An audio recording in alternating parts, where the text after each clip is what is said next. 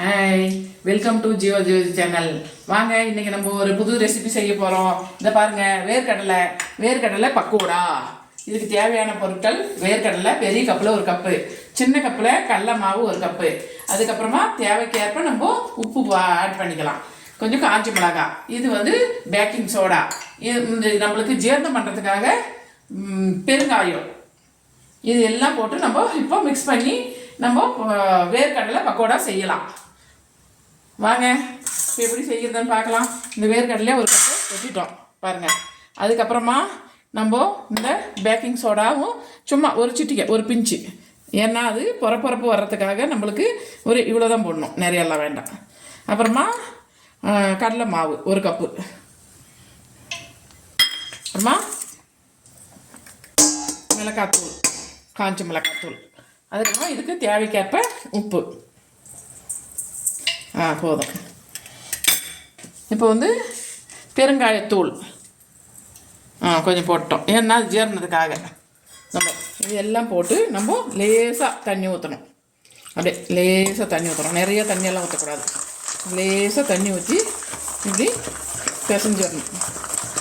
எல்லாம் போட்டு பாருங்க, தண்ணி கொஞ்சமாக தான் ஊற்றணும், நிறைய தண்ணி ஊற்றக்கூடாது.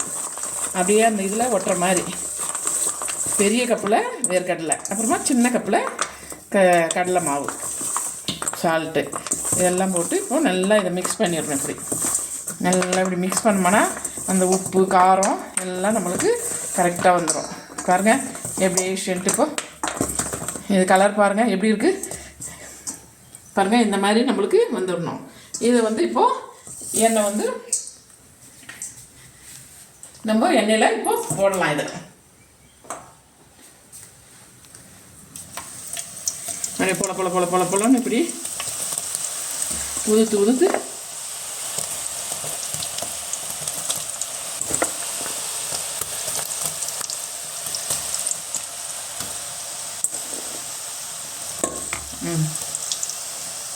இப்போ நம்ம இதை போலன்னு உதுத்து போட்டாச்சு. இப்போ அப்படியே நம்ம கிளறி விட்டு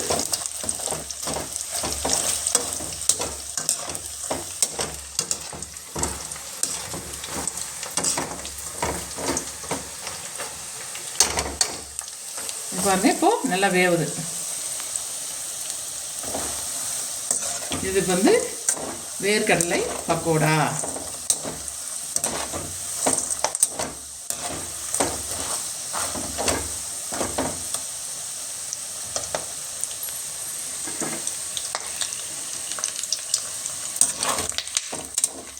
நல்லா வெந்துட்டு இருக்கு பாருங்க.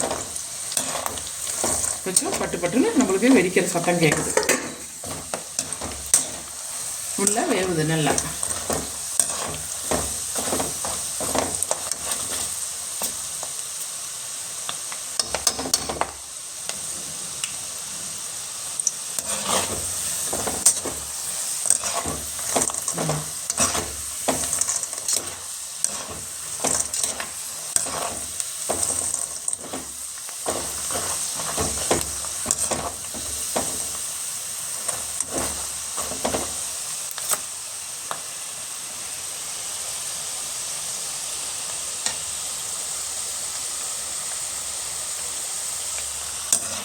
பாருங்க, நல்லா வெந்து வந்துருச்சு. இப்போ நம்ம என்ன பண்ணலாம், வெந்துருச்சு. இப்போ நம்மளுக்கு வெந்துருச்சு பாருங்கள். தட்டில் போடும்போதே கலகலன்னு சவுண்டு வருது பாருங்கள்.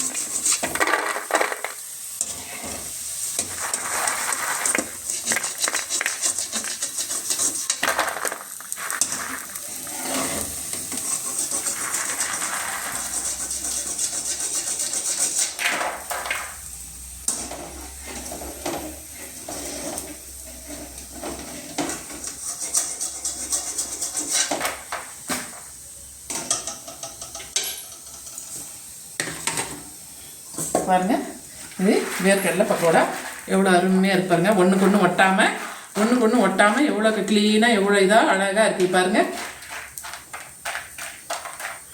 இதை எப்படி இருக்குன்னு பாருங்க, எப்படி அழகாக இருக்குதுன்னு பாருங்க.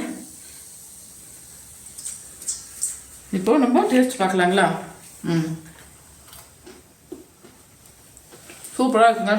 உப்பு காரம் எல்லாமே கரெக்டாக வெந்தது எல்லாமே கரெக்டாக இருக்குங்க. நீங்களும் இதை வீட்டில் செஞ்சு பாருங்கள்.